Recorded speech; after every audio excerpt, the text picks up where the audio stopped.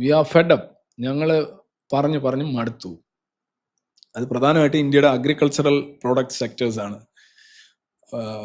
അവരുടെ കുറേ വീറ്റും സോയാബീനും ഒക്കെ ഇങ്ങോട്ട് അവർക്ക് ഇറക്കുമതി ചെയ്യണം. അതവർ പലയിടത്തും കൊണ്ടുവന്ന് ഇറക്കുമതി ചെയ്യാൻ അരിച്ചാൽ നല്ല രീതിയിൽ അത് ഉണ്ടാക്കുന്നതാണ്.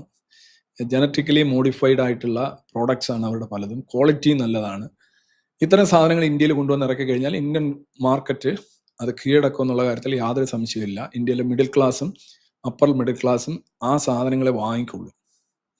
നമ്മൾ അമേരിക്കയിലെ സൂപ്പർ മാർക്കറ്റുകളിലൊക്കെ ചെല്ലുമ്പോൾ കാണുന്ന രീതിയിലുള്ള ആ ലെവലിലുള്ള ക്വാളിറ്റിയുള്ള സാധനങ്ങൾ ഏതാണ്ട് കുറഞ്ഞ വിലയ്ക്ക് താരിഫ് ബാരിയർ ഒന്നും ഇല്ലാതെ ഇന്ത്യയിലെ സൂപ്പർ മാർക്കറ്റുകളിലേക്ക് ഒഴുകിയെത്തുന്ന ഒരു രംഗം ഒന്ന് ആലോചിച്ച് നോക്ക്. ഇന്ത്യയിലെ മിഡിൽ ക്ലാസ് ഏറ്റവും കൂടുതൽ ക്രയവിക്രയ ശേഷിയുള്ള പർച്ചേസിങ് പവർ ഉള്ളത് ഇന്ത്യൻ മിഡിൽ ക്ലാസ് ആണ്. ഇന്ത്യൻ മിഡിൽ ക്ലാസ്സിന് ഒരു ഭയങ്കര ഒരു എന്താണ്, ദേ ആർ ബേസിക്കലി അവർ സ്നോബ്സ് ആണ്.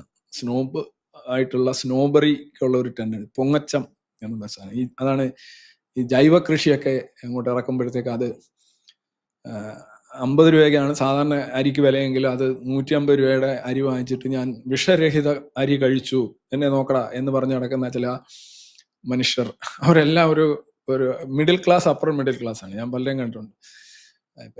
പൈസ ഇച്ചിരി കൂടുതൽ കൊടുത്താൽ എന്താണ്, വിഷമില്ലാത്ത അരിയാണ്, വിഷമില്ലാത്ത പച്ചക്കറിയാണ് എന്നൊക്കെ ചിന്തിച്ച്, ഇതാണ് അവരുടെ ശാസ്ത്രബോധത്തിന്റെ ഒരു പരമകാഷ്ഠയാണ്. അങ്ങനെ നടക്കുന്ന ആളുകളുള്ള ഒരു രാജ്യത്തേക്ക് അമേരിക്കയിലെ ഈ ജനറ്റിക്കലി മോഡിഫൈഡ് ആയിട്ടുള്ള ഫുഡ് ഐറ്റംസ്, അത് സോയാബീൻ ആയിക്കോട്ടെ, ചോളം ആയിക്കോട്ടെ, ഗോതമ്പ് ആയിക്കോട്ടെ കൊണ്ടിറക്കുമ്പോൾ അവർ പറയും, ഞാൻ ഇന്നലെ കഴിച്ചത് അമേരിക്കൻ സാധനമാണ് കഴിച്ചതെന്ന് പറയും.